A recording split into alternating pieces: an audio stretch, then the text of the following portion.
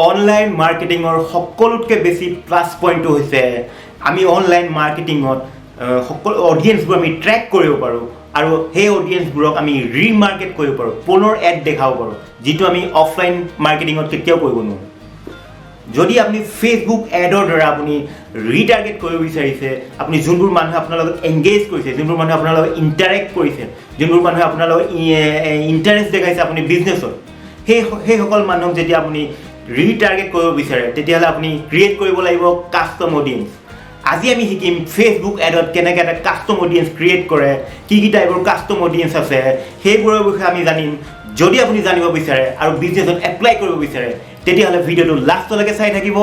নমস্কাৰ, মোৰ নাম ৰূপম শৰ্মা, মই এজন ডিজিটেল মাৰ্কেটাৰ আৰু sales funnel expert.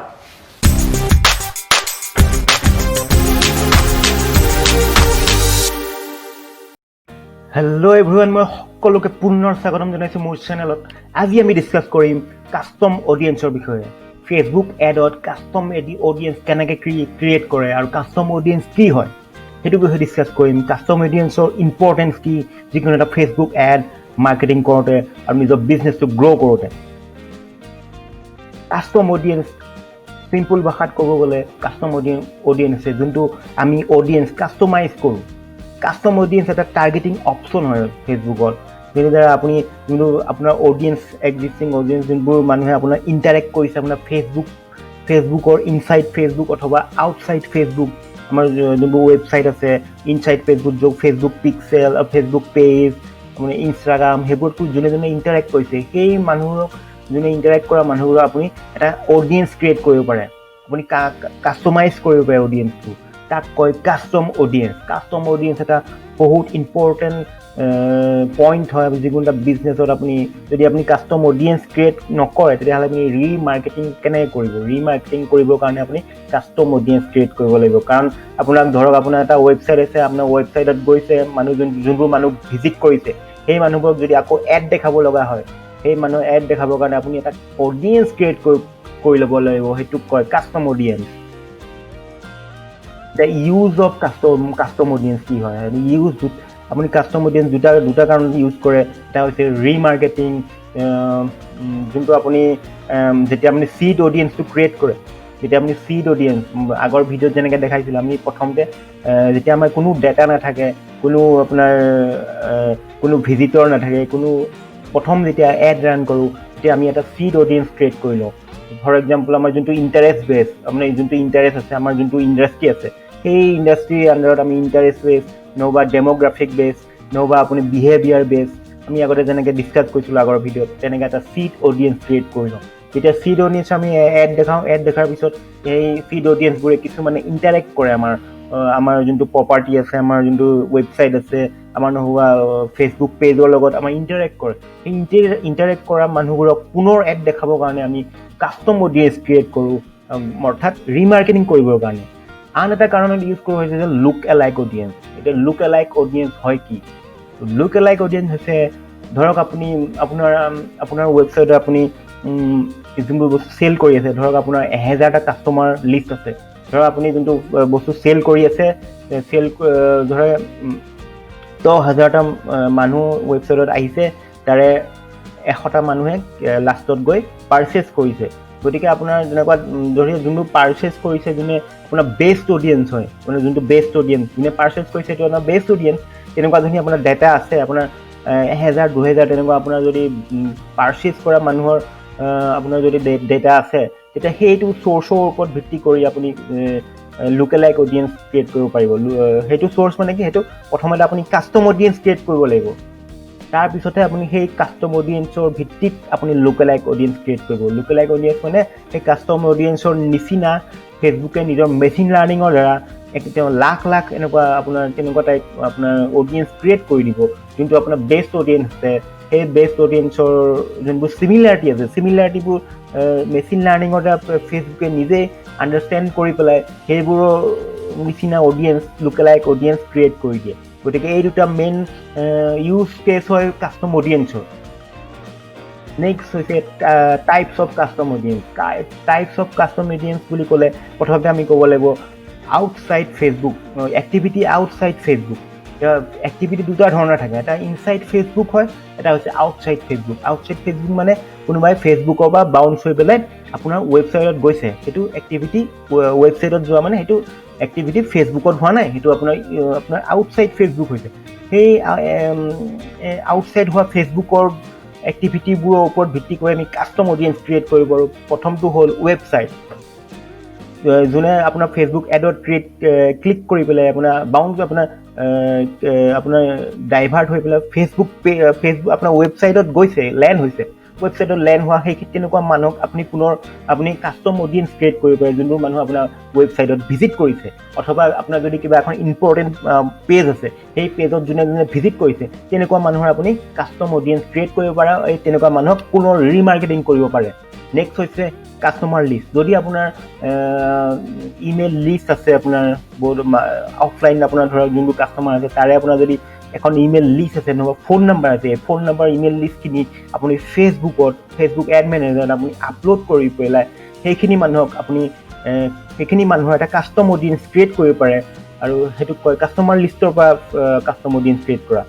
App activity ৱেবছাইটৰ নিচিনাকৈ যদি আপোনাৰ এটা এণ্ড্ৰইড নহ'বা এপল এপ আছে, আৰু সেই এপটোৰ ভিতৰত যোনে এক্টিভিটি কৰিছে, কোনোবাই ইনষ্টল কৰি পেলাই কোনোবাই এপৰ যোনটো কি বাটন টিপিছে, সেই এপ এক্টিভিটিৰ ওপৰতো আপুনি কাষ্টম অডিয়েঞ্চ ক্ৰিয়েট কৰিব পাৰে। সেইটো ৱেবছাইটৰ নিচিনা একেই। ৱেবছাইটত যেনেকৈ ৱেবছাইটৰ ভিতৰত যোনটো এক্টিভিটি হয়, তাৰ পৰা আমি কাষ্টম অডিয়েঞ্চ ক্ৰিয়েট কৰিব পাৰোঁ। এপ এক্টিভিটিত আমি এপৰ ভিতৰত যোনটো এক্টিভিটি হৈছে, তাৰ ওপৰত ভিত্তি কৰি আমি কাষ্টম অডিয়েঞ্চ ক্ৰিয়েট কৰিব পাৰোঁ। ফৰ এক্সাম্পল, এপত গৈ পেলাই কোনোবাই বস্তু কিনিছে, কোনোবাই পাৰ্চেছ কৰিছে, তেনেকুৱা মানুহক আমি কাষ্টম অডিয়েঞ্চ ক্ৰিয়েট কৰিব পাৰোঁ। আন আছে কিছুমান অফলাইন এক্টিভিটি আছে কিছুমান, সেইবোৰ যদি আপোনাৰ ডাটাত থাকে, সেইবোৰৰ ওপৰতো আপুনি কাষ্টম অডিয়েঞ্চ ক্ৰিয়েট কৰিব পাৰে। নেক্সট হৈছে custom audience, types of custom audience, activity inside Facebook. আপুনি ইনচাইড যোনবোৰ এক্টিভিটি হৈ আছে, সেইবোৰ আপোনাৰ এক্টিভিটিৰ ওপৰত ভিত্তি কৰি আপুনি কাষ্টম অডিয়েঞ্চ ক্ৰিয়েট কৰিব পাৰে।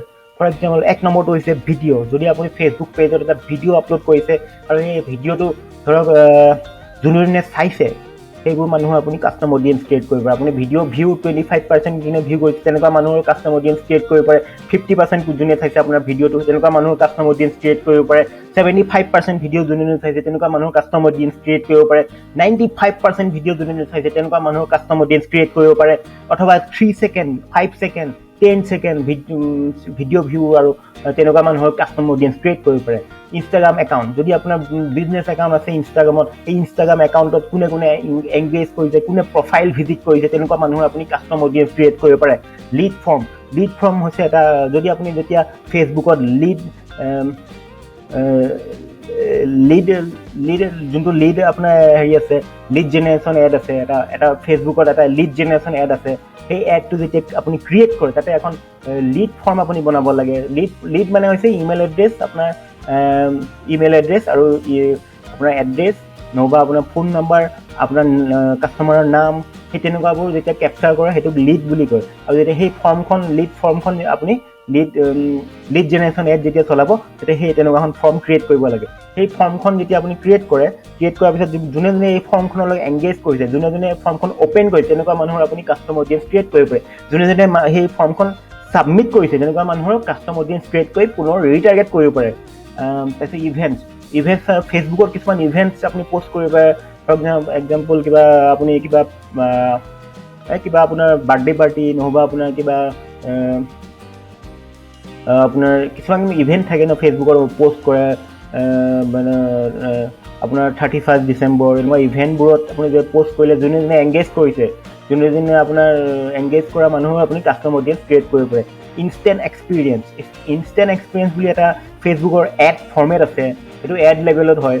ফেচবুকৰ এড লেভেলত এটা ইনষ্টেণ্ট এক্সপিৰিয়েঞ্চ এটা ফৰ্মেট আছে, সেইটো আমি আগৰ ভিডিঅ'ত ডিছকাছ কৰিছিলোঁ কি হয় ইনষ্টেণ্ট এক্সপিৰিয়েঞ্চ। ইনষ্টেণ্ট এক্সপিৰিয়েঞ্চত আপুনি ফেচবুকৰ এডত আপুনি ফেচবুকৰ ভিতৰত এখন মিনি লেণ্ডিং পেজ ক্ৰিয়েট কৰিব পাৰে। যেতিয়া আপোনাৰ ফেচবুকৰ প্ৰথম আপোনাৰ এডটো ক্ৰিয়েট কৰি যোনে ক্লিক কৰিব, আপোনাৰ ৱেবছাইটত নগৈ পেলাই মিনি লেণ্ডিং পেজখন ফেচবুকৰ ভিতৰতে অ'পেন হৈ যাব। ফৰ এক্সাম্পল, আপোনাৰ ওপৰত এটা ভিডিঅ' দিছে, তলত ভিডিঅ'টো ক্লিক কৰাৰ লগে লগে আপোনাৰ তলত লেণ্ডিং পেজখন ওলাই যাব, আৰু তাতে আপোনাৰ প্ৰডাক্টবোৰ দেখা পাব।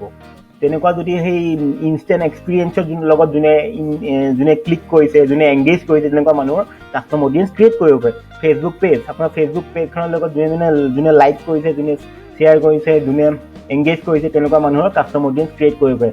শ্বপিং, ফেচবুকত আপোনাৰ যোনটো ফেচবুক মাৰ্কেট প্লেচ আছে, তাতে আপোনাৰ শ্বপিং যোনে শ্বপিং তেনেকুৱা মাৰ্কেট প্লেচৰ লগত যোনে এংগেজ কৰিছে, তেনেকুৱা মানুহৰ আপুনি কাষ্টম অডিয়েঞ্চ ক্ৰিয়েট কৰিব পাৰে। অন ফেচবুক লিষ্টিং, ফেচবুক লিষ্টিঙত যোনে এংগেজ কৰিছে, আপোনাৰ যোনটো ফেচবুক লিষ্টিং আছে তাৰ যোনে এংগেজ কৰিছে, তেনেকুৱা মানুহৰ লগত আপুনি কাষ্টম অডিয়েঞ্চ ক্ৰিয়েট কৰিব পাৰে। এতিয়া কাষ্টম অডিয়েঞ্চ ক্ৰিয়েট, এটা ভাল কাষ্টম অডিয়েঞ্চ ক্ৰিয়েট কৰাটো এটা বিজনেছৰ বহুত ইম্পৰ্টেণ্ট কথা হয়। আপোনাৰ ছাকচেছটো কিমান বেছি আপুনি প্ৰফিটেবল হ'ব, কাষ্টম অডিয়েঞ্চটো আপোনাৰ কোৱালিটিৰ ওপৰত ডিপেণ্ড কৰে। এতিয়া কাষ্টম অডিয়েঞ্চ, ভাল কোৱালিটি কাষ্টম অডিয়েঞ্চ ক্ৰিয়েট কৰিব হ'লে আপোনাৰ যোনটো চিড অডিয়েঞ্চ আছে সেইটোও আপোনাৰ ভাল হ'ব লাগিব। এতিয়া এই ইমানবোৰ কাষ্টম অডিয়েঞ্চ পালে আপুনি কোনটো কাষ্টম অডিয়েঞ্চ ক্ৰিয়েট কৰিলে আপোনাৰ বেছি প্ৰফিটেবল হ'ব, সেইটো বিষয়ে ক'ব গ'লে এতিয়া আপুনি নিজে টেষ্ট কৰি চাব লাগিব। কিন্তু এইবোৰৰ ভিতৰত সকলোতকৈ আপোনাৰ বেছিভাগ জেনেৰেলি ক'ব গ'লে ফেচবুক ৱেবছাইট এক্টিভিটি যোনটো আছে, ফৰ এক্সাম্পল আপোনাৰ ৱেবছাইটত গৈ পেলাই কোনোবা এটা ইম্পৰ্টেণ্ট প্ৰডাক্ট চাইছে, তেনেকুৱা মানুহক পুনৰ কাষ্টম অডিয়েঞ্চ ক্ৰিয়েট কৰি পেলাই সেইবোৰ মানুহক পুনৰ টাৰ্গেট কৰিলে ভাল ৰিজাল্ট পোৱা যায়। সেই আন এটা ভাল কাষ্টম অডিয়েঞ্চ চ'ৰ্চ হ'ল ভিডিঅ' ভিউজ। আপোনাৰ যোনটো ভিডিঅ' দিছে, ফেচবুকত যোনটো ভিডিঅ' আপুনি এড চলাইছে, তাৰে যদি 95% ভিডিঅ' ভিউৰ ওপৰত আপুনি কাষ্টম অডিয়েঞ্চ ক্ৰিয়েট কৰে, তেনেকুৱা কাষ্টম অডিয়েঞ্চে আপোনাক ভাল প্ৰফিটেবল কৰি তুলিব পাৰে। সেইদৰে লিড ফৰ্মখনো আপোনাৰ যোনে লিড ফৰ্ম ছাবমিট কৰিছে, তেনেকুৱা মানুহক যদি আপুনি কাষ্টম অডিয়েঞ্চ ক্ৰিয়েট কৰি পুনৰ ৰিমাৰ্কেটিং কৰে, তেনেকুৱা মানুহক পুনৰ ৰিমাৰ্কেটিং কৰে, তেতিয়া আপুনি ভাল এটা ৰিজাল্ট পাব পাৰে, আপুনি চেল জেনেৰেট কৰিব পাৰে। যদি এইখিনি আছিলে কাষ্টম অডিয়েঞ্চ মানে কি হয়, আমি নেক্সট ভিডিঅ'ত আমি শিকিম কেনেকৈ কাষ্টম অডিয়েঞ্চ ক্ৰিয়েট কৰে ফেচবুকৰ ভিতৰত। এতিয়া কাষ্টম অডিয়েঞ্চ এটা বহুত ইম্পৰ্টেণ্ট হয় আপুনি আপুনি যদি বিজনেছটো প্ৰফিটেবল কৰিবৰ কাৰণে। আমি এতিয়া ফেচবুকত গৈ পেলাই চাই লওঁ কাষ্টম অডিয়েঞ্চটো কেনেকৈ ক'ৰ পৰা ক্ৰিয়েট কৰিব পাৰি। প্ৰথমতে আমি ফেচবুক এড মেনেজাৰত আহিলোঁ। এতিয়া আহিলোঁ বিজনেছ টুলত আপুনি ক্লিক কৰক। এতিয়া বিজনেছ টুলত ক্লিক কৰি অডিয়েঞ্চত যাওক, আমি কাষ্টম অডিয়েঞ্চ ক্ৰিয়েট কৰিম ন, সেইকাৰণে অডিয়েঞ্চত আহিছোঁ বিজনেছ টুলৰ পৰা। অডিয়েঞ্চ মেনেজাৰত অডিয়েঞ্চত আহি গ'লোঁ। এতিয়া অ'পেন হ'ব এতিয়া অডিয়েঞ্চটো।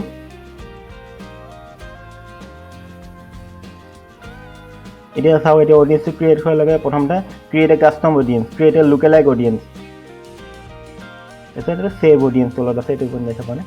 ক্ৰিয়েট এ লোকেলাইক অডিয়েঞ্চ ক্ৰিয়েট কৰোঁতে আপোনাৰ প্ৰথমতে কাষ্টম অডিয়েঞ্চ এটা থাকিব লাগিব, চিড অডিয়েঞ্চ নহ'বা কাষ্টম অডিয়েঞ্চ। গতিকে আপুনি প্ৰথমতে কাষ্টম অডিয়েঞ্চটো ক্ৰিয়েট কৰাৰ পিছতহে লোকেলাইক অডিয়েঞ্চ ক্ৰিয়েট কৰিব পাৰিব।